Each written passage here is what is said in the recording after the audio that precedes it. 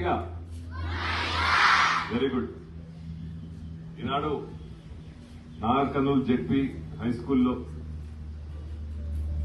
Academic year start అయిన సందర్భంగా మన తెలంగాణ ప్రభుత్వం తరఫున స్కూల్ డ్రెస్ బుక్లు పంపిణీ సందర్భంగా నన్ను ఆహ్వానించిన ప్రిన్సిపల్ లతా గారు, అదేవిధంగా వేదికలు అలంకరించిన టిఓ గోవిందరాజు గారు, ఎంఈఓ భాస్కర్ రెడ్డి గారు, మా యొక్క కౌన్సిలర్ నిజాం గారు, అదే ఇక్కడ విచ్చేసిన కాలేజ్ ఉపాధ్యాయులు, పొద్దునే వచ్చిన పిల్లలు, ప్రతి ఒక్కరికి పేరు పేరున నా హృదయపూర్వక నమస్కారాలు తెలుపుతూ, రాష్ట్ర ప్రభుత్వం మీ అందరికీ తెలుసు, ముఖ్యంగా ఈ ప్రభుత్వం ఎడ్యుకేషన్ కు చాలా ఇంపార్టెన్స్ ఇస్తుంది. శాఖ కూడా ముఖ్యమంత్రి గారు దీని మీద ఎంత దృష్టి పెట్టాడంటే శాఖ కూడా ఎవరికి ఇవ్వకుండా ఆయన దగ్గర పెట్టుకున్నాడు. ప్రిన్సిపల్ గారు చెప్పినట్టు డ్రెస్ వస్తే బుక్ ఉండదు, బుక్ వస్తే డ్రెస్ ఉండదు. కానీ ఈ ప్రభుత్వంలో అకాడమిక్ ఇయర్ మొదలైన వెంటనే డ్రెస్సులు బుక్లు పంపిణీ ఇస్తున్నాడు. దానికి నన్ను ఆహ్వానించినందుకు సంతోషకరం.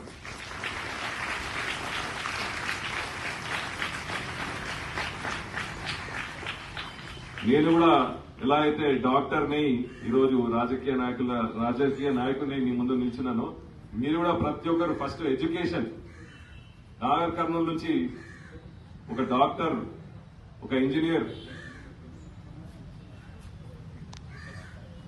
ఒక పెద్ద నేను మన తెలుగు అసోసియేషన్ మీటింగ్ అమెరికాకి వెళ్తే మన జెడ్పీ హై స్కూల్ నుంచి, మన వివిధ గ్రామాల జెడ్పీ హై స్కూల్ నుంచి పెద్ద పోస్ట్ లో ఉన్నారు అమెరికాలో.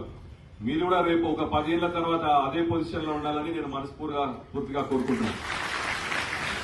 ఫస్ట్ చదువుకోండి, మంచిగా చదువుకోండి, పెద్దలకు బాగా రెస్పెక్ట్ చేయండి, తల్లిదండ్రులకు మీ ఉపాధ్యాయులకు మంచి రెస్పెక్ట్ ఇవ్వండి.